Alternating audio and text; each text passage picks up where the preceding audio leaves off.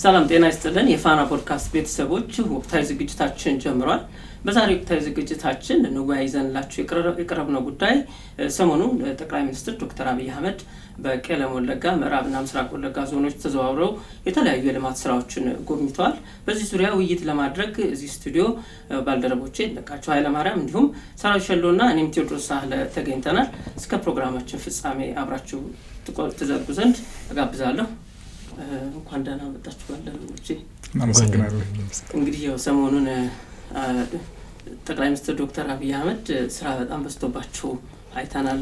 እንደውም ወደ ወለጋ ከመሄዳቸው በፊት በቱርክ ፕሬዝዳንት ረጅብ ጣይብ ኤርዶጋን እዚህ ቆይታ ነበራቸው። በዚህም የተሳካ ቆይታ አድርገው በማግስቱ ነው እንግዲህ ወደ 3 ዞኖች ጉብኝት የሄዱት ማለት ነው። እንግዲህ አቀባበሉ በጣም ደመቅ ያለ ነበር። እስኪ ስለሱ አስተን ቆይታ እናድርግ። ረጅብ ጣይብ ኤርዶጋን እንግዲህ ከ11 አመት በኋላ ነበር አይደል ወደዚህ የመጡት። የዛኔ የነበረውን ሁኔታ እናስታውሳለን። ኢትዮጵያ የነበረችበት ከ11 አመት በኋላ ደግሞ ሲመጡ የእሳቸውም ስሜት ከእሳቸው ጋር የነበሩ ሰዎችንም ስሜት በደንብ ነው የምናስታውሰውና አሁን በተለይ ካለንበት የፖለቲካ አሰላለፍ አንጻር ቱርክዬኛ የምንላት ያለችበትን ሁኔታ እናስታውሳለን። ከዛ ጋር ተያይዞ ብቻም ሳይሆን ከዲፕሎማሲውም አንጻር ከኢኮኖሚውም አንጻር እነዚህ አሁን የምናያቸው በጣም ፈጣን እድገት እያሳዩ ያሉ መካከለኛ ገቢ ያላቸውና ብዙ የገበያ መዳረሻ ያላቸው ከሚባሉ ሀገራት ናት እንግዲህ አንደኛ ቱርክዬ። ከዛ ጋር ተያይዞ የፕሬዝዳንቱ ወደ ኢትዮጵያ መምጣት ምን እንደምታለው የሚሉ ብዙ ነገር ሲታይ ነበር። ከተደረገላቸው ትልቅ አቀባበል አንጻር ምናልባት እንግዲህ በእኛ እድሜ ካየነው ትልቅ አቀባበሎች ከእሳቸው በፊት የመጡት የህንዱ ጠቅላይ ሚኒስትር ናሬንድራ ሞዲ የምናስታውሰው ከሆነ ለእሳቸውም ልክ ተመሳሳይ አቀባበል ነበር የተደረገላቸው በፈረስ ታጅበው። እንደዚህ አይነቶችን አቀባበሎች ብዙውን ጊዜ የምናየው እንግዲህ ወደ መካከለኛው ምስራቅ አካባቢ በተለይ ወደ አረቦቹ አካባቢ ነው። እንደዚህ አይነት ነገር ያለው በጣም ለሚወዱት ለሚያከብሩትና ስትራቴጂክ አጋር አላቸው ለሚባሉ አካላት ወይም ደግሞ የዲፕሎማሲ ወይም ደግሞ የአጋር ሀገራት ነው ብዙውን ጊዜ የሚደረገውና በተለይ ረጅብ ጣይብ ኤርዶጋን አሁን እያየን ባለነው የዓለም አቀፉ ፖለቲካ ውስጥ ያላቸውን ትልቁ ሚና ሀገራቸው እያደረገች ያለችውን እንቅስቃሴ በተለይ ከእርቅ ጋር ተያይዞ ያለውን ነገር ከሽምግልናው ጋር ተያይዞ ያለውም ጋዛ አካባቢ የነበረው እናስታውሳለን።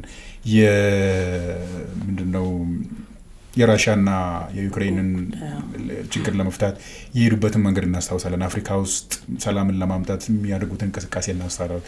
ስለዚህ የእሳቸው ወደዚህ መምጣት አሁን ካለው በዓለም አቀፉ ደረጃ ካላቸው ስምና ዝናም ተጽዕኖ ፈጣሪነትም አንጻር እንግዲህ መርጠው ኢትዮጵያ መምጣታቸው የተደረገላቸውን አቀባበል አንድ ላይ ስናይ የሁለቱን ሀገራት አንደኛ ረጅም ዓመት ያስቆጠረ ወደኋላ ስንመለስ ከኦቶማን ተርክ ኢምፓየር ጀምሮ ያለውን እየተጠናከረ የመጣውን ደግሞ ያንን የሚያሳይ ይመስለኛልና ሞቅ ያለ አቀባበልም ስለነበረ ከሞቅ አቀባበል ወደ ሌላ አቀባበል ስለሆነ ነገሮችን ስናያቸው ምናልባት የሁለቱን ሀገራት የረጅም ዓመት ግንኙነትን በደንብ የሚያሳይ ይመስለኛል።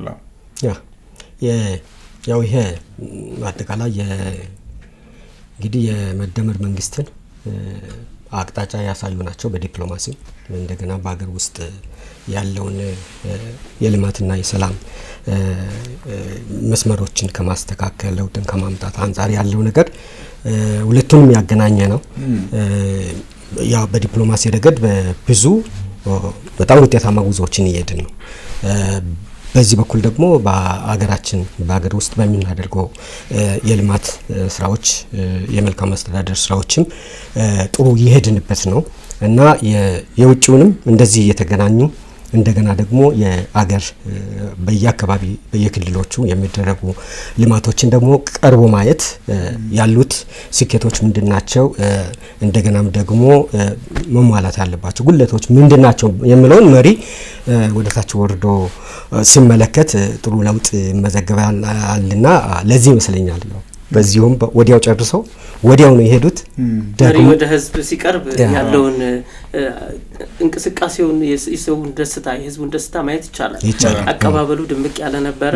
እሳቸው ወደ ስልጣን ሲመጡ የነበራቸው ወደዛ አካባቢ ተመላልሰዋል፣ ሄደው አይተዋል። አካባቢውን ማህበረሰቡን እዛ ያለውን ህዝብ አወያይተዋል እና በዛን ወቅት የተናገሯቸው ንግግሮች ብናነሳቸው ጥሩ ነው። ምክንያቱም አሁን ሄደው ያየጎበኟቸው የልማት ስራዎች ትሩፋቶች በሙሉ በዛን ጊዜ የተነሱ በዛን ጊዜ ሊሰሩበት ታቀዳቸውን ማህበረሰቡ በምን መልኩ ሊሳተፍ እንደሚገባው የመንግስት ሚና ምን መሆን እንዳለበት ችግሮቻቸውን ሰምተው ነበር። እስኪ እሱን እናንሳ። ብዙ ጊዜ ወደ ኋላ እንመለሳለን አይደል? ክቡር ጠቅላይ ሚኒስትሩ እንግዲህ ወደ ስልጣን ሲመጡ ሁላችንም እንደምናስታውሰው በዲፕሎማሲው አንደኛ ጎረቤቶች ሀገራት ላይ ያልሄዱበት ቦታ የለም። ኢትዮጵያውያን የሚገኙበት የዓለም ክፍለ ሀገር አንድ አልቀራቸውም። ከዛም በኋላ ወደ ሀገር ስንመለስ ደግሞ ሀገር ውስጥም ሁሉም ክልሎች በሚባል እሳቸው ብዙውን ጊዜ ያነሳሉ። እንግዲህ ውይይቶች ላይ ህዝቦች ጋር ሲሄዱ አሁን በቃ የቀረኝ በየቀበሌው መሄድና በየሰው ቤቱ መግባት ብቻ ነውና ያላዳረስኩት ክልል የለም፣ ያላዳረስኩት ዞን የለም፣ ያላየሁት ሰው የለም፣ ያላወያዩት የማህበረሰብ ክፍል የለም ብሎ ነው ያነሱትና መጀመሪያ እነዛን ወደ ኋላ ተመለስን ስናስብ የለውጡ አካባቢ እነዛን አንዳንዶቹ ጋር እንዲያውም በአመት 2-3 የሚመላለሱበት ሁኔታ ነበርና እነዛ ነገሮች ማየት እንግዲህ አንዳንዴ መሪ ወደ ህዝብ ሲወርድ ህዝብን ብቻ አወያይቶ ከዛ ግባት መቀበል ብቻ ሳይሆን መውሰድም ሳይሆን አንዳንዴ የእሳቸው ምልከታ ስናያቸው ሀብት አለን አይደል? ብዙውን ጊዜ ወርደስ ካላየ ድረስ ግን ያለው ነገር ምንድን ነው? ሀገሪቱ ምን አላት? ያ ዞን ምን አለው? ያ ወረዳ ምን አለው? ያ ቀበሌ ምን አለው? የሚለውን ነገር ለማጣራት እንኳን ብዙም እድል አታገኝም ወርደ ካላየ ድረስ። ምክንያቱም ሁሉም ሰው ተመሳሳይ እይታ ላይኖረው ይችላል። የኔና ያንተ እይታ የተለያየ ነው። እዛ ያለውን ሀብቶች ማየትም ብቻ አይደለም፣ እዚህ ቢሰራ ምንድን ነው የሚሻለው? እዛ ቢሰራ እንዴት? እዛ ያለውን ሀብትስ ወደ ምን ብንቀይረው ነው ለህዝብ ጠቀሜታ ለሀገርም ጠቀሜታ ልናውለው የሚችለው የሚለው ነገር ለማየትም ጭምር እሳቸው ይሄዳሉ። ወደ ደቡብ የተመላለሱበትን ጊዜ እናስታውሳለን። ደቡብ ፍቅር የሚያስይዝ አካባቢ መሆኑ በጣም ተመላልሻለሁ። እንድመላለስ ያደረገኝ ደግሞ ያ ነገር ነው። የተመላለሱበትን ቦታ አይተዋል። ያዩበትን ቦታ ግን አልዘነጉትም አይደል? በተለይ ነጨበራጮች ጭራውን ወደ ኋላ ማለት የነዳና ዞን ማየት እንችላለን። ወደ ኋላ አርባ ምንጭ አካባቢ የተሰሩትን ነገር ስናስታውሳቸው ከዛ ወደ ኦሮሚያ ስንመጣ ደግሞ ደጋፊ ተብሎ በፊት ሪቆ የነበሩትን ወደ ጋምቤላ፣ ሶማሌ፣ አፋር ምናምን የዳሬ መሀል የሚመስል ስሜቱን አጥፍተው። ስለዚህ ጉብኝቱ ዝም ብሎ አይመስለኝም። አንዳንዴ ቅድም ባነሳ ነው መልክ ከህዝቡ የሚነሳ ነገር አለ። አንዳንዴ እታች ያለው አመራር ላይ ካለው አመራር እኩል ላያስብ ይችላል፣ ነገሮችን ላያነሳ ይችላል። ስለዚህ ላይ ያለው መሪ እታች ያለውን ካልሰማ፣ እታች ያለውን ነገር ተጨባጭ ያለው ነገር መሬት ላይ ያለውን ነገር መረጃውን ትክክለኛውን መረጃ ካላገኘ አንደኛ እርምጃ ለመውሰድም፣ ሁለተኛ ነገር አቅጣጫ ለመስጠትም ውሳኔዎችን ለመወሰንም ስለምትቸገር ከህዝብ ጋር ፊት ለፊት ተገናኝተህ ህዝቡ የሚያለቅስም ከሆነ ለቅሶን ሰምተህ ቅሬታውን የሚያቀርብልህ ከሆነም ይሄ ቢሰራ ብሎ የሚያነሳውን ነገር ለመስማትም ስሜቱን ምክንያቱም የኔን ስሜት ከኔ ውጪ ሰው ይነግራል ብዬ አላስብም። ምናልባት እኔ ልትረዳኝ ትችላለህ፣ በእኔ ልክ ግን ላታወራልኝ ትችላለህ። ልክ ሰው የሚያወራው ሊናገር የሚችሉ በዛ ሰው ጫማ ውስጥ ከቆመ ብቻ ነው። ያንን መነሻ ያደረገ ነው መሰለኝ ብዙ ጊዜ ጠቅላይ ሚኒስትሩ በየሄዱበት ከህዝብ ጋር ይወያያሉ። ያቺ ግባት ናት። በነገራችን ላይ ጥያቄዎች ይነሳሉ፣ ቅሬታዎች ይነሳሉ፣ ሀሳቦች ይነሳሉ። ቢሰራል የሚል ነገር ስራዎች ይሰራሉ። ይሰራል የተባለው ነገር ሰው ስለፈለገ ነው ወይስ ቦታው ላይ አስቻይ ሁኔታዎች አሉ የሚለውንም ለማየት ለመሪውም እነዚህ ነገሮች ስለሚያመቻቹ ውይይታቸው መነሻ የሚሳላለና ወለጋ አካባቢ በደንብ ተመላልሰዋል። በተለይ 3 ወለጋዎች በጣም ወሳኝ ከመሆናቸው የተነሳ ከዚህ ቤት የነበሩበት እሳቸውም ቦታውን በደንብ ተንቀሳቅቼበት ሰርቼበታለሁ፣ በደንብ ህዝቡንም አካባቢውን አውቀዋለሁ፣ ያለውን እምቃቅም አውቃለሁ ብሎ ብዙ ጊዜ ያነሳሉና ሲመላለሱ ያዩት ነገር አለ፣ ከህዝቡ የወሰዱት ነገር አለ። ሲያወያዩ ጥያቄዎች ይነሳሉ። ይሄ ነገር ቢሟላልን እንዲያውም ወደ ኋላ ስንመለስ የ9 ወር አካባቢ ነቀምት ከተማ ወለጋ ስቴዲየም ላይ ያስተላለፉት መልእክት አለ። ከዛ በኋላ ደግሞ 2 ዓመት 3 ዓመት ስትመለስ ሂደው እዛ ወለጋው ነቀምት ላይ ደንቢ ዶሎ ላይ ህዝቡን አወያይተው ከዛ ገባት ወስዷልና በዚህ ሳምንት ያየናቸው ለውጦች ወለጋ ምዕራብ ወለጋ ላይ ከዛም በኋላ ምስራቅ ወለጋ ነቀምትን ጨምሮ የጎበኙት የልማት ስራዎች የተመለሱ ጥያቄዎች የዛ ጥያቄ መልስ ይመስሉኛልና እነዚህ ነገሮች ተንሰላስለው የሚሄዱ ናቸውና ጠቅላይ ሚኒስትሩን በዚህ ደረጃ ነበር ይዛኔ ሲንቀሳቀሱ የነበሩት። ትክክል። እንትን ነው ሁለት አይነት አሁን እንዳነሳየው 2 ምክንያቶች ናቸው አይደለም የለውጥ ማምጣት ምክንያት የሆኑት። አንደኛው ውስጥ አመራሩም ራሱ ለለውጥ እነሳሳ ነበረ። ህዝቡ ችግር ውስጥ መግባቱን፣ መልካም አስተዳደር፣ ትክክለኛ እኩል የሆነ የሀብት ክፍፍል አለመኖሩን፣ የዲሞክራሲ እጦት መኖሩን ከውስጥ አመራሩ ያነሳ ነበረ። ከውጭ ደግሞ የህዝብ የልማት ጉጉትና የልማት ጥያቄ ነበሩ። ያንን ስለነበሩ እንግዲህ ያ በሁለቱም ውስጥ ያሉ የሰሙ ስለሆነ ያ የመጀመሪያው በተለይ በዛ በለውጥ አመታት በተከታታይ ወራት ውስጥ ያደረጉት ያዩት ምልከታ ለዚህ አሁን የመጣላለው ለውጥ በጣም ወሳኝ ሆነዋል። ከኋላ ያንን የዛን ጊዜ የተገነዘቡትና ያዩትን ነው ሲሄዱ የነበሩትና ሐሳብም ከዛ የመነጨ ነው። በተለይ አሁን የአገር በቀል ሐሳብ እንደዚህ ሲራመድ እንዴት ውጤታማ እንደሚሆን ያው እሳቸውም ተገንዝበው ስለነበረ አሁን ያየን ያለነውም ያንኑ ነው። በትክክል ህዝብ የሚጠይቀው ጥያቄ ነበረ። ያንን ጥያቄ ለመመለስ ደግሞ የመሪው ወደዛ መሄድ በመጀመሪያ ይተገብረዋል። ያንን ደግሞ ክትትል ማድረግ በጣም ወሳኝ ነው። ቼክ አፕ በጣም ወሳኝ ነው። የቱ ጋር ነው ድክመቱ ያለው፣ ተፈጸመ ወይ አልተፈጸመ ወይ የሚለውም ነገር መመልከት ማለት ነው። እሱ ነው የዘለቄታ ልማትን ሊያመጣ የሚችለው። እንደገና ደግሞ ወደ ታች ያለውም አመራር ጸንቶ ያንን ስራ እንዲተገብር ለማድረግ ማለት ነው። ለሱ የጎደሉት ነገሮች ካሉ ደግሞ ተሟልቶ ያንን በትክክል ብቁ ሆኖ ከመምራት የሚጎድል ነገር ካለ ለመለየትም የህዝቡን ነገር በማድመጥም በኩል ያሉ ነገሮች ያው ወደ ህዝብ መቅረብ በጣም በፍጥነት በልማትም በኩል በመልካም አስተዳደርም በኩል የሚታዩ ጉለቶች እንዲታረሙ ያደርጋልና አሁን ግን ከዛ የተለየ ነው። በፊት የሄዱበት ይሄንን መነሻ ማለት ለዚህ ውጤታማነት መነሻ ምክንያት ሊሆን ይችላል። የዛኔ ሲጠይቁ የነበሩት ነገር አሁን ሲመለስ እንግዲህ እንዳያችሁት አቀባበሉ በጣም የሚደንቅ ነው። ሰው በፊቱ ሲታነብ በድምጹ የሚያወጣው ነገር ስማቸውን እየጠራ በቃ ማለት በጣም በፍቅር እና በደማቅ አቀባበል ነበርና ህዝቡ የተቀበለው የጠየቀውን ጥያቄ ማግኘት የጀመረ መሆኑን ነው። በጣም ጥያቄዎችን ብናነሳቸው ደስ ይለኛል። ውይይቱ ላይ እንግዲህ 2011 እዛ ሄደው ነበረ። ከህዝቡ ጋር በነበራቸው ውይይት ያነሱ ጥያቄ የመልማት ጥያቄ ምንድነው? አካባቢው በተፈጥሮ ሀብት በጣም የበለጸገ ነው፣ የታደለ ነው። አየር ንብረቱ ጥሩ ነው፣ ብዙ ማዕድናቶች አሉት እና የመልማት ጥያቄ አለን። ይሄን ጥያቄ አንስተው ነበርና ጠቅላይ ሚኒስትሩም ሲመልሱ እኛ ልማቱን እናመጣዋለን፣ ሰላሙን ጠብቁ የሚል ቃል ገብተውላቸው ነበረ። ወለጋን እንለውጣለን ብለው ከኛ የሚጠበቀውን እንወጣለን እናንተም ተወጡ የሚል ነበረ እንትናቸው ቃል ገብተው ነበረ። እንግዲህ አሁን በጉብኝታቸው ባየናቸው የልማት ስራዎች በሁሉም በብዝሃ ዘርፍ በሁሉም ዘርፎች በከተማም በገጠርም የጎበኛቸው እየተሰሩ ያሉ የተጠናቀቁ እንደገና ያስጀመሯቸው ነው ስናይ እንግዲህ ቃል የገቡትን ነገር ዴሊቨር አድርገዋል ወይም ደግሞ ቃል የገቡትን ፈጽመዋል ለማለት በቂ ማሳያ ነው እና እስኪ እንደው በነበራቸው ቆይታ ያዩዋቸው የተገነቡት ወይም ደግሞ የተሰሩት የልማት ስራዎችን እንግዲህ ብናያቸው ጥሩ ነው። ምክንያቱም እንገነባለን እኛ ልማት እናመጣለን እናንተ ሰላማችሁን ጠብቁ ብለዋል። እንግዲህ የልማትና የሰላም ጉዳይም በዚሁ ዋናው ቁልፍ ጉዳይ ነበር። ምክንያቱም አካባቢው በተደጋጋሚ ከጸጥታ ጋራ ስሙ የሚነሳ ነበር ለረጅም ጊዜ። አሁን ግን ይሄ ነገር ተቀይሯል።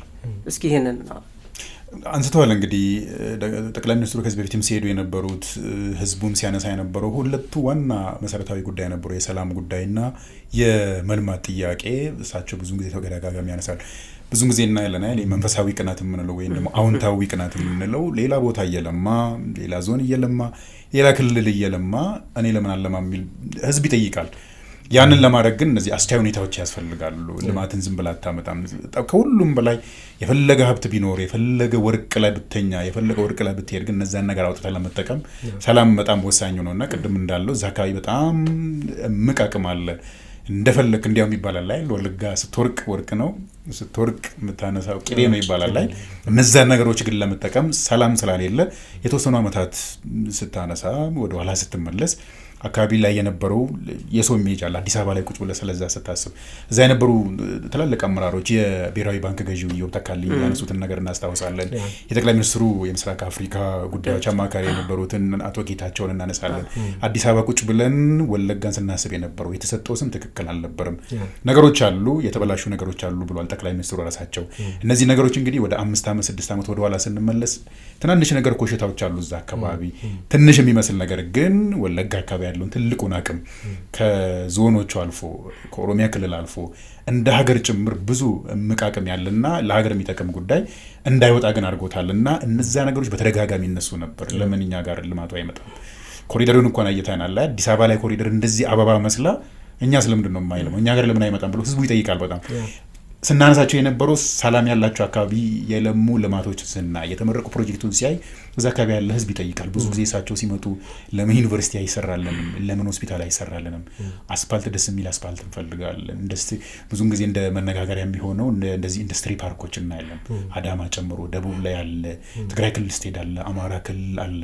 እኛ ጋር ለምን አይመጣም? ብዙ ጊዜ ጥያቄዎች እነዛ ናቸውና ለነዛ ጥያቄዎች ለመመለስ ግን እሳቸውን የቅድም እናንተም እንዳነሳችሁት ወለጋ ላይ የዛሬ 9 ዓመት ነቀምት ላይ ከዚህ ከነቀምት ከተማ ለመላ ኢትዮጵያውያን ለመላ የኦሮሞ ህዝብ ማስተላለፈው ነገር አለኝ። የሰላም ጉዳይ ብለው ነው ያነሱት። ሰላም ሁሉም ነገር ወሳኝ ነው። ችግሮች ሊኖሩ ይችላሉ። እኛ ሰዎች ነን። ሰው እስከሆን ድረስ ተሳሳተ አለ። የሀሳብ ልዩነት ይኖራል፣ የፖለቲካ አተያይ ልዩነት ይኖራል። እነዛ ነገሮች ግን ቁጭ ብሎ ከመወያየት ሊያግዱን አይችልም። ልዩነቶቻችንን እንፍታ፣ ወደ ሰላም እንምጣ፣ ለጠላት መንገድ አንክፈት። እሳቸው እንዲያም በተደጋጋሚ የሚያነሱት ከጠላት ጋር ቁጭ ብለህ አብረህ ማውራት ከቻልክ፣ መወያየት ከቻልክ፣ እሱንም ከኢትዮጵያ ብሔራዊ ጥቅም ተቃራኒ ከሆኑት ከታሪካዊ ጠላት ጋር የምታወራ ከሆነ እኛ ባህል አለን፣ እሴት ካለን ህዝቦች ጋር መወያየት ለምን አቃተን? ስለዚህ እነዛን የነሱ ነበር። እነዛ ለማድረግ ግን እኛ ምንም ኢትዮጵያውያን ባግራውንድ አለን አይደል? ወይም ደግሞ መሰረት አለን። የትም ብሔር ብሔረሰቦች ውስጥ ብትሄድ ችግሮች ከቤተሰብ ጀምሮ ችግሮቻችን ልዩነታችን የምንፈታበት የውይይት እንትን አለን እና እነዛ ነገሮች እያሉ በዚህ ደረጃ መሄዳችን ያሳዝናል። እኛ ደግሞ አለመወያየታችን አንደኛ ጠላቶቻችን ልዩነታችንን አስፍተን እንድንሄድ ይፈልጋሉ። ልዩነታችን በሰፋ ቁጥር እኛ በተባላን ቁጥር በተገዳደል ቁጥር ግን ቅድም ያነሳናቸው ከመሬት ውስጥም ከመሬት ውጭም ከመሬት ላይ ያሉ ሀብቶቻችን ቢያንስ እኛ ልንበለጽግበት ለሚቀጥለው ትውልድ የምናስተላልፍበት ነገሮችን እንዳናይ ጋርደውናል። ስለዚህ እናንተ የቤት ስራችሁን ስሩ።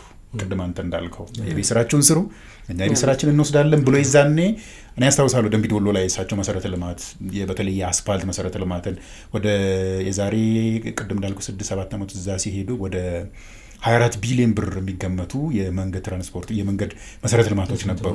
ቄለም ወለጋን አውሮፕላን ማረፊያ ነበር። በተለይ የአስፓልት ስራዎች በጣም ወሳኝ ናቸው። አካባቢ ወርቅ ብዙ ማዕድናት እምነበረድን ጨምሮ ብዙ የሚገኝበት በተለይ የወርቅ ክምችቱ በጣም ከፍተኛ ነው ይባላል። እነዛን ለማውጣት ግን መሰረተ ልማት ያስፈልገዋል።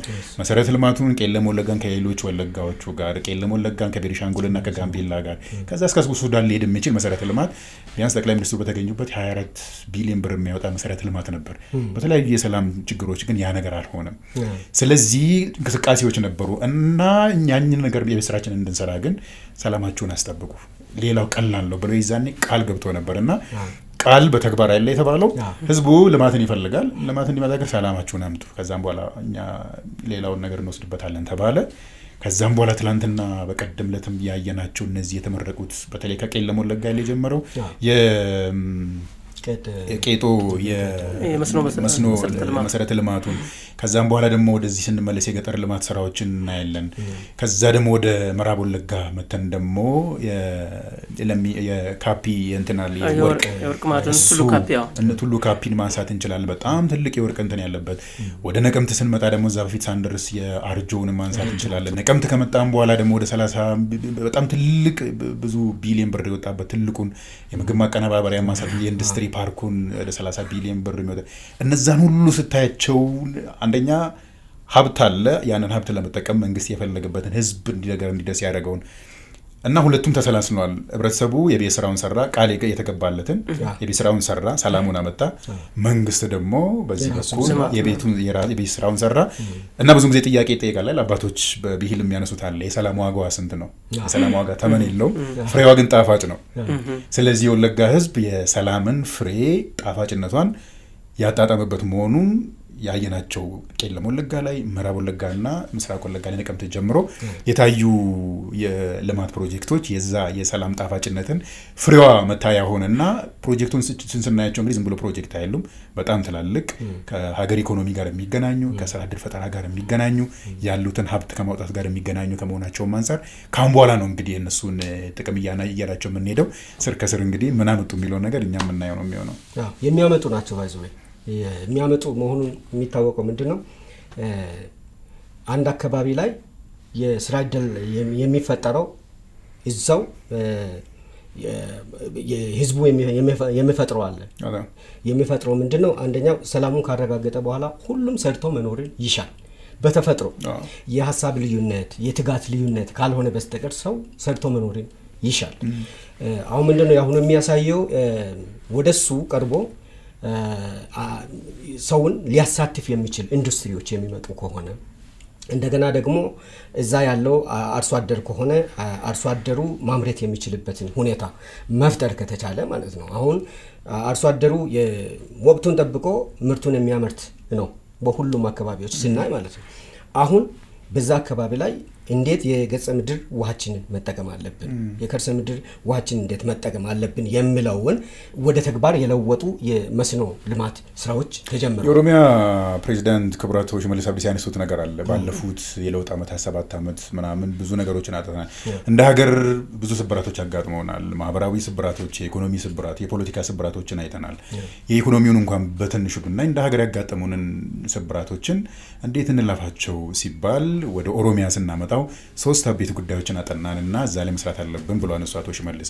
አንደኛው የውሃ ሀብትን ማስተዳደር።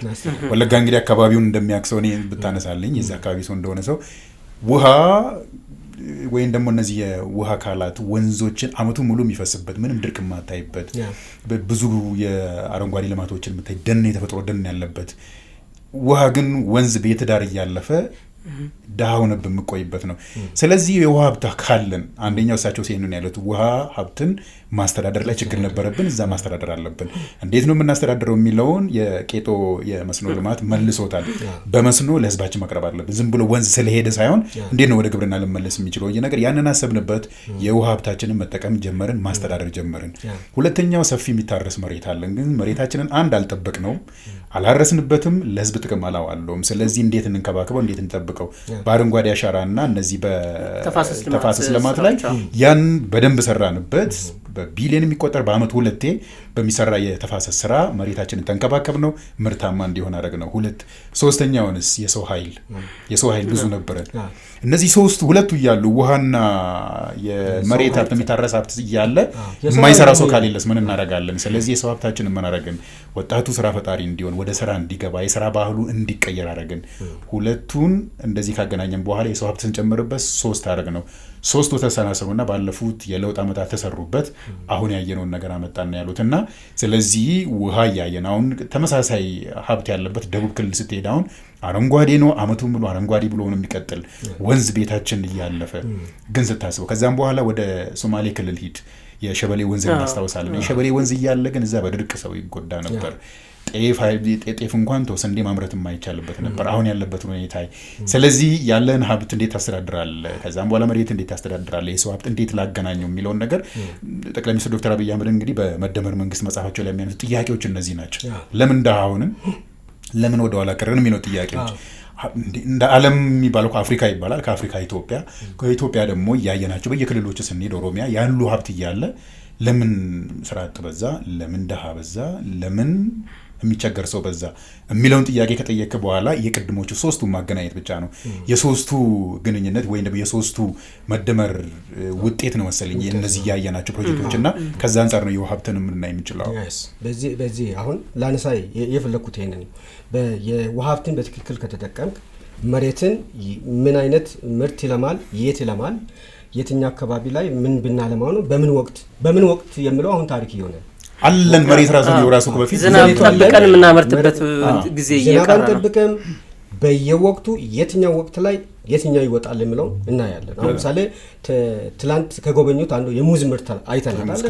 የሙዝ ክላስተር የትኛው ቦታ ላይ ይለማል ነው። ለምሳሌ የወይና ዳጋማ አካባቢዎችና ወደ ቆላ የሚያደሉ አጠቃላይ ፍራፍሬዎችን የፍራፍሬ ልማትን ማልማት ይችላል። የአትክልት ልማትን ማልማት ይችላል። ይሄ የማን ነው? ሁሉም ነበረ በፊት ባለሙያ አለ። የትኛው ኢኮሎጂ ለየትኛው ይመቻል፣ እንዴት ሀብታችን መሬታችን እናስተዳድራለን የሚል ይሄን መስራት የሚችል ባለሙያ ነበር። የኛ ችግር ምንድነው? የተኛንበት የሀሳብ ችግር። ሀሳብ ወሳኝ ሀሳብና አይደለም ዓለምን የቀየረው። ዓለም የተቀየረበት የተፈጠረ ምድር ላይ ያለ ነገርን ነው ሁሉም ፈልገው ያገኙት ማለት ግኝት ነው። በአጠቃላይ የምናያቸው ነገሮች የምንጠቀማቸው አሁን በጣም የመጠቁ አጠቃላይ አሁን ወደ ኤአይ ድረስ ያደግንበት ሀሳብ ነው። ሀሳብ ወሳኝ ነው። አሁን ሀሳብ ነው የመራ ያለው አሁን አካባቢያችን በጣም አገራችን ማለት ነው። በመደመርም ይሄንን ምክትል ጠቅላይ ሚኒስትሩ ሲያነሱ ነበር። አሁን በጣም በሀሳብ እንደዚህ ህዝባችንን መምራት ከቻለን እኛ ያለንን እምቅ ሀብት መጠቀም እንችላለን። እምቅ የተፈጥሮ ጸጋችንን አልፎም ደግሞ እምቅ የሆነ እውቀትም አለ እኮ እውቀትም ሰዎችም አሉ መጠቀም የምንችላቸው ሰዎች አሉ። መነሻ ሊሆኑን የሚችሉ ሰዎች አሉ። እነኛ ሰዎችን ያስገደብን አካባቢያችንን እየለየን የምንጠቀም ከሆነ ምንም አሁን እዛ በሁሉም ቦታ አሁን ገና ተጠናቆ ወደ ስራ የሚገቡትና የተጠናቀቁት ሁሉ የስራ እድል ፈጥሯል። ማቅደም እንዳነሳቸው ማለት ነው የስራ እድል መፍጠር ጀምሯል። አሁን የቡሳ ጎኖፋ የኦሮሚያ የምግብ ማቀነባበሪያ ወደ 6000 በላይ እንትን የስራ እድል ይፈጥራል ወደ ስራ ሲገባ ማለት ነው። እሱን ብቻ አይደለም ሌላ እሱ አሁን የሚያቀነባብራቸው ነገሮች ማለት ነው። አጠቃላይ ወደየ አካባቢ አሁን ምሳሌ አገርን ነው የምናየው። አሁን በኦሮሚያ ክልል ተጀመረ እንጂ ትሩፋቱ ለአገር ነው። ተሞክሮም ለሌላ ቦታ እንደዛ ነው የሚሆነው። ለምሳሌ አሁን በቡሳ ጎኖፋ የተጀመረው የመረዳዳት የመደጋገፍ ነገር ለምሳሌ ውጪ የምናየውን ነገር ወዴት ማየት እንጀምራለን? ወደ ውስጥ ማየት እንጀምራለን። በአንዱ አካባቢ በአንዱ ክልል ውስጥ የሆነ ነገር ቢገጥም እዚህ ጋር የተሰሩ ስራዎችን ከዛ የሚገኙ ውጤቶችን ወደዛ ለእርዳታ ለድጋፍ ታደርጋለህ ማለት ነው። ስለዚህ ያንን ተመጽዋችነትን የልመናን ወደ ውጪ የማየትን ነገር በሚያስወግድ መልኩ ነው አሁን ራስን ወደ ጅመንቻል ነው። አሁን የቡሳ ጎኖፋን ስናነሳው እንግዲህ ድሮ የመረዳጃ አለና ይላል። ለምሳሌ ወደ ሁሉም ማህበረሰብ ስትሄዳውን እድር አለ፣ ሰው ሲሞት እንረዳዳበት። ከዛ ውጪ ያለው ግን ሰው ሲታመም እንጠይቅበት፣ ሌሎችም ነገሮችን እንኳን ማንሳት እንችላለን። የቡሳ ጎኖፋ ከሱ ጋር ተመሳሳይ ሆኖ ግን አሁን በችግር ጊዜ አሁን ቦረና ላይ አይተን ነበር። ቦረና አካባቢ ድርቅ በተከሰተ ሰዓት ከሌላ ቦታ ተሰብስቦ ምን ብሎ ሌሎችን እንዲያውም የዛኔ ያ በብር የምናውቀው የዘመናዊ በምንለው በብር የምናውቀው እዛ አካባቢ ያለው ግን ቦረና አካባቢ በተከሰተው ድርቅ የምናስታውስ ከሆነ ብዙ ከብት ነው የመጡ። በጣም በዘርም በጣም ለየት ያለ ነበር የቦረና። ስለዚህ ከአርሲ ከወለጋም ከሌላ አካባቢ ያላቸውን ፍየልም በግም አዋጥተው ነው ሰው ሄደው እዛ እነሱን ያቋቋመውና በዛ ደረጃ ነው ያንን ነገር ኢንስቲቱሽናላይዝ እናደርገው ወይም ደግሞ እንደዚህ ተቋማዊ እናደርገውና ከፍ እናደርገው ተባለ። እነዛ ነገሮች እስከመቼ ነው ከብር እያዋጣን ከዚህ የለማመን የምንሄደው?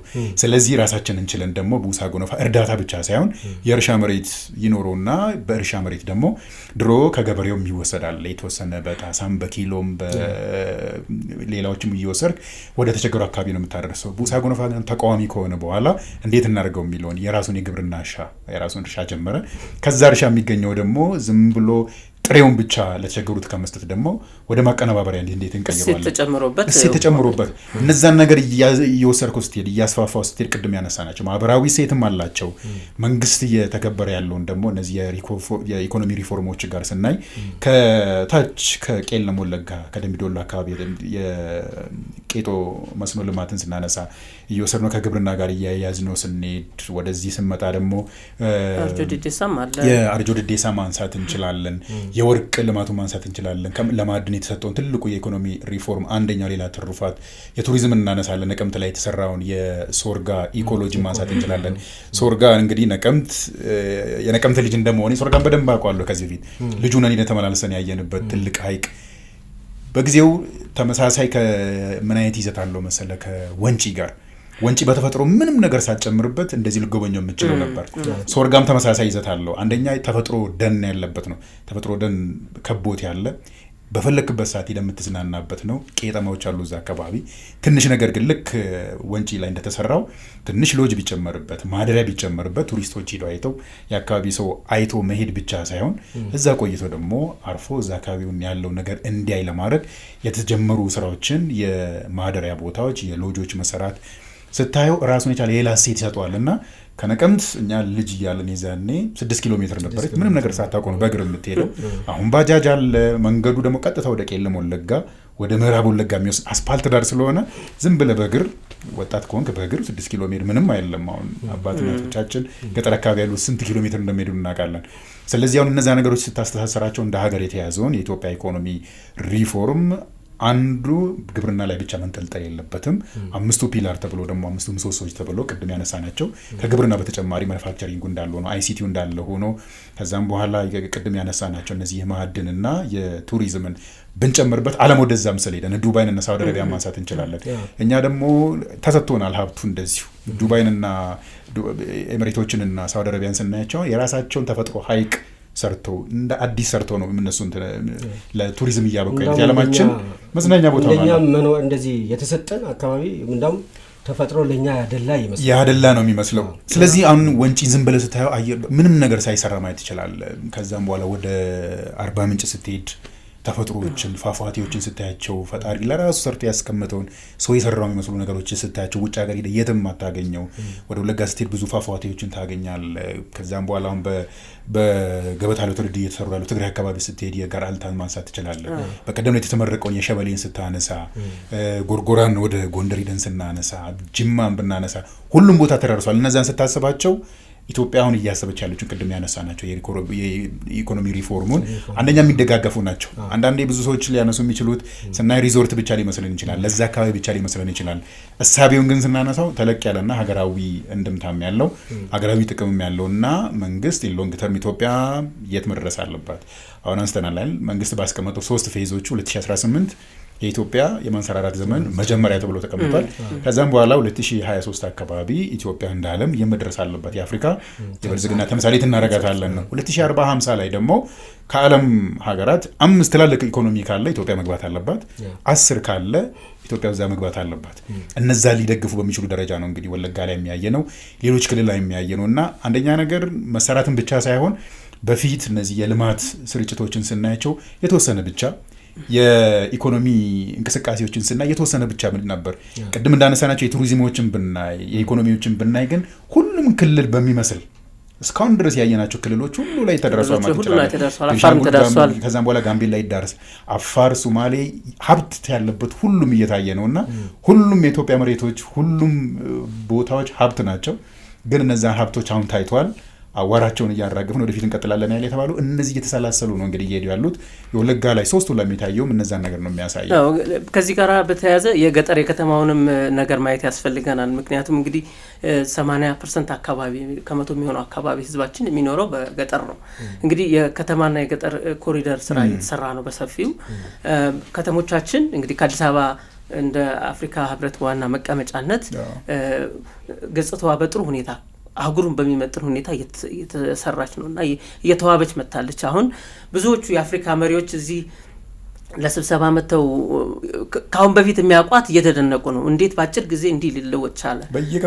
በየቀኑ ምን ሰማው መደነቃቸው ነው። የአፍሪካ ዱባይ እያሉ ነው። በርካታ ሰዎች አስተያየታቸውን እየሰጡ ነው። ይሄ ነገር ወደ እንዲያም በዚህ ሳምንት የኬንያው የፓርላማ አባል እንደዛ ሲል ነበር። በቃ መማር አለብን እኛ ከአዲስ አበባ መማር አለብን። አዲስ አበባ ያየናት በየቀል እየተለወጠች እንዲያውም ለሁላችንም ተምሳሌት መሆን አለባት። የአፍሪካ ዱባይ የሆነች ነው። በዚህ ሳምንት ይመስለኛል የታንዛኒያውም እንደዚህ ታንዛኒያውም አንስተዋል እና የኬንያው ፕሬዚዳንት ዊሊያም ሩቶ አዲስ አበባን ተመላልሰው አይተዋል። ምሳቸው አዲስ አበባን የሚያደንቁ የሚወዱ ናቸውና የወንዝ ዳርቻ ልማቶችን ኬንያውያን መጀመራቸውን ሄዶ ሲጎበኙ ነበር ያየሁትና እኛ ያየውን አፍንጫው አካባቢ ያለውን የወንዝ ዳር ስራዎችን ስናየው አንደኛ የኛ ስራ ከኛም አልፎ ሌሎችንም አንደኛ እኛ የነጻነት ተምሳሌትም የአፍሪካ ነጻነት እናትም አይደለም ምናለው በነጻነት ብቻ ምሳሌ ሳይሆን አሁን እየተሰሩ ያሉ ልማቶች ጭምር ስናያቸው ለአፍሪካውያንም ወንድሞቻችንም ብርሃን እየፈነጠቅን ነው በዙሪያችን ምሳሌ የሚሆነ ስለሆነ በፓን አፍሪካኒዝም ብቻ ሳይሆን በልማትም ጭምር ምሳሌ የኬንያውና የታንዛኒያው ለዛ ነው እንደማሳያ የሚነሳው ከአፍሪካ ህብረት ወንድሞቻችን ከሱ ጋር ልክ ነው። እና ይሄን ውጤቱ ካሁኑ በከተማ እየሰራናቸው ውጤቶች ለሀገራችን ከተሞች በየክልሉ ያለው ከተሞችም ይሄ እንትን በረከት እየደረሳቸው ነው። ነቀምትም በቀደም ጠቅላይ ሚኒስትሩ ሲጎበኙ የከተማ ኮሪደሩን አይተናልና እዛ ደርሷል። ከከተማም አልፎ ገጠር ደርሷል። እንግዲህ የገጠር ኮሪደር እዛም አካባቢ እየተሰራ ነው። ደቡብ አካባቢ አይተናል። ካሁን በፊት የገጠሩ ህዝባችን 80% ሆኖ አኗኗሩ ካልተሻሻለ ዘመናዊ የሆኑ ታዳሽ ኃይልን ዘመናዊ አኗኗርን ካልተላበሰ የሀገራችን ኢኮኖሚያዊ በአጠቃላይ ለውጡ ብዙ የሚርቅ አይመስልም። ስለዚህ ይመስለኛል ነው የሚሆነው። ግን ጥልቄት ነው የሚሆነው። የተወሰነ ብቻ እንትን ከለማ ይባላል እኮ ብዛትም ያለው እሱ ነው። አሁን አዲስ አበባን ስታያት አዲስ አበባ ይባላል እኮ አይደል? ቀን 10 ሚሊዮን ትሞላለች፣ ማታ 6 ሚሊዮን 5 ሚሊዮን ትሆናለች ነው የሚባለው። በአብዛኛው ለመኖር ወደዚህ ነው የሚመጣው ማለት ነው ስናየው። ስለዚህ ከተማውን እየረዳ ያለው ገጠሩ አካባቢ የሚኖረው ማህበረሰባችን ከሆነ እሱ ስለምን አይረዳም? ከተማ አካባቢ ያለውን ህይወት የተሻሻለውን ኑሮ እዛ ስለምን አይኖርም? ደግሞ በጣም ቀላል፣ እዛ ሁሉም ነገር የተሰጠ ብዙም የማትፈልገው እንደ ከተማ ብዙም የማያስቸግር ከሆነ ልክ አዲስ አበባ ላይ እንደተሰራው ከተሞች ላይ ደግሞ እየተስፋፋ እንዳለው ኮሪደርስ እዛ ለምን አንሰራውም? ምክንያቱም ሁለቱም ካልተጣጣመ፣ ሁለቱንም ካላገናኘው፣ መሀል ላይ ድልድይ ካልሰራለት በስተቀር ማዶና ማዶ ተብሎ ግን ጥልቄቱ ነው መሄዱ ብቻ ብዙ የሚያምር አይመስለኝም። ምክንያቱም ያሳየዋል። በእርሻ በኩል አሁን ለምሳሌ በግብርና በኩል እኮ ሄደናል። አሁን የተለያዩ እንትን ብለን እያረስን ነው። በኩታ ገጠም እየታረሰ ነው። በዘመናዊ አስተራረስ ዘዴ ምርትና ምርታማነትን በሚጨምር መልኩ እየተሰራ ነው። ይሄ በምርት በኩል ጥሩ ሄደናል። ነገር ግን በአኗኗር በኩል ለምሳሌ የኃይል አቅርቦት እንዲኖር ታዳሽ ኃይል እንድንጠቀም ያለውን ሪሶርስ ኢፌክቲቭሊ በደንብ እንዲጠቀም የገጠሩ ማህበረሰብ ይህንን ስራ መስራት አስፈላጊ ስለሆነ ትኩረትም ተደርጎ እየተሰራበት ያለ ነገር ነው በአሁኑ ሰዓትና ይሄ ነገር ደቡብ ላይ አይተናል። ካሁን ቀደም ሄደው የሰሯቸውን እንደ ተምሳሌት አይተናል። አሁን ደግሞ ነቀምት አካባቢ ይሄንን እንደገና አንድ ቀበሌ ላይ ተሞክሯል። ይሄ ስራ ጅምሩ በሁሉም አካባቢ በአንድ ጊዜ ሲተገበር ለውጡ ምን እንደሚመስል መገመት ይቻላል። ምክንያቱም ከተማዎቹን አይተናቸዋል። በሁሉም ቦታ ድሬዳዋን ብትሄድ፣ ሐዋሳን ብትሄድ፣ አርባ ምንጭን ብትሄድ በሁሉም ቦታ የከተማ ኮሪደር ልማቶች በሰፊው ተሰርተዋል። በገጠሩም በተመሳሳይ ሁኔታ ከተሰራ የገጠሩ ማህበረሰብ በአንድ ጊዜ ህይወቱ ይለወጣል። አኗኗሩ ከተሻሻለ እንግዲህ የፕሮዳክቲቪቲው የማምረት ምርታማነቱ ይጨምራል። ዘመናዊ አኗኗር ሲጀምር ጤናው ይሻሻላል። ትምህርት አክሰስ ይኖራል። ብዙ ነገሮች በአንድ የሚሻሻሉበት ሁኔታ ነው። አካሄዳችን ይሄን ይመስላልና ይሄን ለማድረግ ደግሞ እንግዲህ ዘላቂ የሆነ ሰላም ያስፈልጋል። እንግዲህ ክቡር ጠቅላይ ሚኒስትሩም በዛ በነበራቸው ከህዝቡ ጋር በነበራቸው ውይይት የልዩነት ኖሯቸው ጫካ ገብተው የነበሩ ወጣቶች ተመልሰው ሰላማዊ ኑሮ እየኖሩ ነው፣ በልማት እየተሳተፉ ነው። አሁን የቀሩ ካሉ የሃይማኖት ተቋማት አባቶች ወደ ሰላም እንዲመለሱ፣ በልማቱ እንዲሳተፉ፣ ልዩነታቸውን በሰላማዊ መንገድ እንዲፈቱ የሚል ጥሪም አቅርበዋል። እንግዲህ ሰላምና ልማት በጣም ወሳኝ የማይለያዩ ጉዳዮች ናቸው። ሰላሙን ጉዳይ እንግዲህ ስናነሳ ከዚህ በፊት ጥሪ በተደጋጋሚ ተጠርቷል። በተለይ ኦሮሚያ አካባቢ ያየናቸው መጨረሻ አካባቢ ህዝቡ የቤት ስራ ቅድም እንዳነሳ ነው የቤት ስራ ነው የተሰጠው። ሁሉም በላይ የሁሉም መሰረት ሰላም ከተባለ አይተናል። አሁን የኢትዮጵያ እንደዚህ ታሪካዊ ጠላቶች የምንላቸው በምን ያህል ደረጃ እየሄዱ እንዳለ እኛን ለመከፋፈል ያለንን ገጽታ ለማጥፋት ያለንን በረከት ደግሞ እንዳንጠቀም ምን ያህል እንደጋረዱን ባለፉት አመታት ጦርነት ውስጥ ተቀምጠን በብዙ ችግር ውስጥ ቁጭ ብለን ግን ባለፉት 7 አመታት የሰሩትን ስራዎች ደግሞ ስናያቸው በየአካባቢ የነበሩ የጸጥታ ችግሮች ባይኖሩስ የልንደርስ እንችላለን። የጠላት ትልቁ ማሳቢያ ነው። በነገራችን ላይ ከተረጋጋ ያለን ሀብት ታያለ፣ ከተረጋጋ የመልማት አቅምን በደንብ ታያለ፣ ወደዛ ትሄዳለ። እነዛን ነገር ለመቃወምን እነዛን ነገርም ለማፋለስና አንተ ወደዛ እንዳትሄድም ነው ብዙ ጊዜ የሚያደርጉትና እሳቸው የሚያነሳሉ በተደጋጋሚ ቅድም መግቢያችን ላይ እንዳነሳ ነውና አመስግነዋል። ብዙ ጊዜ ጥሪ ቀርቧል። በሰላም እንወያይ፣ ልንየታችን ንፍታ፣ ችግር የለውም። ብዙ ነገር እየተወያየን ነው ከጠላቶቻችን ጋር እየተወያየን፣ እኛ ደግሞ ወንድማማቾች ነን፣ መገዳደል ይብቃ ብሎ ብዙ ጊዜ ጥሪ ያቀርበዋል። ያንን ተቀብለው ከዚህ በፊት እናስታውሳለን በቤኒሻንጉል ጉሙዝ፣ በጋምቤላ፣ በአማራ ክልል እስካሁን ድረስ እየገቡ ያሉ ወንድሞቻችን አሉ። በሶማሌ፣ በአፋር ታጥቀው ሲንቀሳቀሱ የነበሩ፣ ኦሮሚያ ላይ ስንመጣ በብዙ ሺዎች የሚቆጠሩ ትጥቃቸውን ፈተው እናቶች ለምነዋል። አባገዳዎች፣ የሃይማኖት አባቶች ለምነው ቆየን፣ ጫካ ውስጥ አየን፣ ብዙ ጊዜ ቆየን፣ ተተኳኮስን፣ ተገዳደልን፣ ተደማማን። ምን አመጣን? ጥያቄዎች አሁን የሚመለሱ የሚያወሩት እሱን ነው። ምንም አላመጣንም። የዛኔ ጥያቄ ነበረናልን፣ ጥያቄያችንን ይዘን ጫካ ገባን። ጥያቄው ግን መመለስ አልቻለም እስካሁን ድረስ። ስለዚህ የሄድንበት መንገድ ትክክል አይደለም ብለው ያነሱትን እሳቸው አመስግነዋል። እንዲያም ጠቅላይ ሚኒስትሩ ጥሪ ተደርጎላቸው የመንግስትንም የእናቶቻቸውንም የአባቶቻቸውንም የሃይማኖት አባቶችንም የአባገዳዎችንም የአገር ሽማግሌዎችንም ጥሪ ሰምታቸው የመጣቸውን እጅግ አድርገን እናመሰግናለን። እንቀጥል። ካሁን በኋላ ላለው ግን አሁንም ያለን አማራጭ መወያየትና መወያየት ብቻ። ምክንያቱም አትራፊ ነው። በውይይት መፍረም የሰላም ፍሬዋ ጣፋጭ ነው ብለናል ላይ ቅድም። ያንን ፍሬ ለማጣጣም ግን መወያየት ያንን ያስፈልጋል። ስለዚህ ወደ ውይይት እንምጣ፣ የቀሩትም ይምጡ። ይሄ ደግሞ አሁንም ቅድም እንዳነሳ ነው ለህዝቡ አደራ የሰጡት የቤት ስራ የሰጡት አሁን ደግሞ ለቤተሰብም ጭምር ልጆቻችሁ ጫካ ያሉትን ወንዝ ያሉትን ይግቡ ጥሯቸው ነው የተባለው። አሁን የተጀመረው እሳቸው ያነሱት እንግዲህ ያነሳን ያለነውም የወለጋ አካባቢ የሶስቱም የወለጋን ልማትና ጉብኝት መነሻ ስላደረግን እንጂ ሌላ ቦታም ተመሳሳይ ነው። ለወለጋ ህዝብ አሁን የተሰራው ስራ መጀመሪያ ነው ያሉት እሳቸው። ምክንያቱም የሚሰሩ ብዙ ነገሮች አሉ። ካለችዋ ነው ከባህሩ በማንኪያ እንደማለት ነው። ብዙ ነገር መስራት ይቻላል። እነዛ ለመስራት ግን አሁንም ብዙ መሰራት አለበት። የሰላም ጉዳይ ዘላቂ መሆን አለበት። ያንን ነገር አነሱና እነዚህ ተደምሮ እንግዲህ ካሁን በኋላ ሰላሙ በዚህ ደረጃ እየተሻሻለ በሄደበት ቁጥር ልማቱን በዛ ደረጃ እየተደረሰ ስለሚሄድ ሰላም በዚህ ደረጃ ነው እንግዲህ አይተውታል። ነቀምትን አይተናል። ከዛም በኋላ ምዕራብ ወለጋን ወደ ቄለም ወለጋ እየሄድን ስናይ ሌሎች ከተሞች ላይም ሌሎች ክልሎች ላይም እየመጡ ያሉትን ውጤቶች የልማት ስራዎችን ስናይ ትልቁ የሰላም ውጤት ስለሆነ ህዝቡ እያየው ነው። ይሄ ነገር እየበረታታን እየተሰፋፋ ሌሎችን ቦታ ከሄደ ልማቱን ልክ እንደዛ ይሰፋልና ወሳኝ ነው ብዬ ለማንሳት ነው። ለኛም እንግዲህ አሁን ያየነው ነገር በሶስቱም የወለጋ ዞኖች ያየናቸው የዚህ የልማት ትሩፋቶች ሰላም ያመጣቸው ናቸው። ለምሳሌ ይሄ ለጠላታችን በጣም ሽንፈት ሊሆን የሚችል እንደገና ደግሞ ሰላም እንደሚፈልግና ልማት ለሚፈልግ ለአገሬው ልጅ በጣም ደስታ ሊሆን የሚችል። ስለዚህ ከኛ በላይ ስለ ሰላምም የሰላም እጦትም ያየ ሰው የለም። ባለፉት በ50 ዓመታት ውስጥ ብዙ ነገሮች ናቸው ያየናቸው ማለት ነው። እኔም የተወሰነ በእድሜ ያየሁት አለ፣ በታሪክ ያየሁት አለ። አሁን እስካሁን ድረስ ያሉ ሰዎች አሉ። ያንን በ60ዎቹ ጀምሮ ያለው ችግር ማለት ነው። ስለዚህ ይሄ ችግር አሁን መፈታት የሚችልበት ደረጃ ላይ ነው ያለ ነው። ግን መፈታት የሚችልበት ደረጃ ላይ ከደረስን በኋላ ግን የጠላቶቻችን ተልእኮን የሚቀበሉ ሰዎች ናቸው እንጂ አሁን ያለው ግራውንድ በፍጹም የምንፈታበትን መንገድ እንምረጥ ነው የሚሉት። መፍታት የምንችልበት ደረጃ ላይ ነው ያለ ነው ባይዘው ማለት ነው። ምንድነው ይሄን ገፊ ምክንያቶቹ?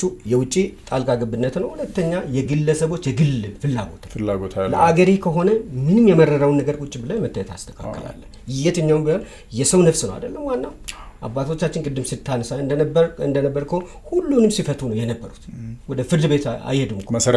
መሰረታዊ ነገር ዘለቄታ ያለውን ነገር ተነጋግረው ይፈታሉ። ከዛ በኋላ አይከሰትም። ለምን? በድርድር በንግግር ስለሆነ ማለት ነው። ስለዚህ አሁን ሰላማችን ማጽናት ያለብን እኛ ነን። እንደተቀመጠውም ሁሉም የራሱን ሚና መወጣት አለበት። መንግስት የራሱ ሚና ልማት ማምጣት ነው፣ ማረጋገጥ ነው። ግን ህዝቡ ደግሞ የራሱን ሰላም ማረጋገጥ ይችላል። ከህዝቡ ያ ነገር አሁን የተሰበረም ይመስለኛል። የሰላም ጉዳይ የሚመለከተው ፖሊስን ነው፣ የጸጥታ ጉዳይ የሚመለከተው ፖሊስና መከላከያ ነው፣ ፌደራልን ነው። ከዛም በኋላ መንግስትን ነው የሚመለከተው ምናምን የሚባለው ነገር ታየ። መንግስት ብቻውን አይሰራም። ምክንያቱም መንግስት ማለት ራሱ ህዝብ ማለት አይደል? ሁለቱም ካልተሰላሰሉ በስተቀር ሁለቱም የቤት ስራቸውን ሁሉም የቤት ስራውን አውቁ። መንግስት ነው ከየትኛውም ሀገር የሚያስተዳድር እንደመሆኑም ትልቅ ኃላፊነትና ኃይልንም የመጠቀም ሰላምንም የማምጣት የቤት ስራም የሱ ነው። ነገር ግን ከህዝብ ውጭ ምንም ነገር የማይሆን ስላሌለ የቤት ስራ የሁሉም ይመስለኛል። እውነት ነው። እንግዲህ ያው ክቡር ጠቅላይ ሚኒስትሩ በሶስቱ የወለጋ ዞኖች በምስራቅ በምዕራብና በቄለም ወለጋ ያደረጓቸው የልማት ፕሮጀክቶች ጉብኝት ቃል የገቡትን በተግባር ያሳዩበት ነበርና የመጨረሻ መልእክታቸው እንግዲህ ሰላማችሁን አጽኑ፣ ሰላም እንዲፈጠር፣ ሰላሙ ተጠናክሮ እንዲቀጥል ህዝቡን ማሳሰቢያ ሰጥተው ነው ጉብኝቱ የተጠናቀቀውና በአጠቃላይ ሰላም ማህበረሰቡ በዛ አካባቢ ያለው በሙሉ በየትኛውም በኢትዮጵያ አካባቢ ያለው ኢትዮጵያዊ የሰላምን ጉዳይ አጽንቶ እንዲጠብቅ ልማቱን እኛ እናመጣዋለን ነው ያሉት። ልማቱን እንዳሉትም ይሄ እንግዲህ ይህን ሁሉ በሶስት ዞኖች ውስጥ እነኚህ በርካታ የልማት ትሩፋቶችን ለማየት ተችሏል እና ቆንጆ ቆይታ ነበር ያደረግነው እና አመሰግናለሁ ሁላችሁንም። ጠቅላይ ሚኒስትር ዶክተር አብይ አህመድ በምስራቅ ወለጋ፣ ምዕራብ ወለጋና በቄለም ወለጋ ያደረጉትን ልማታዊ ጉብኝት አስመልክቶ ያደረግነው ቆይታ ይሄን ይመስል ነበር። አብራችሁን ስለነበራችሁ እናመሰግናለን። ሰላም ቆዩ።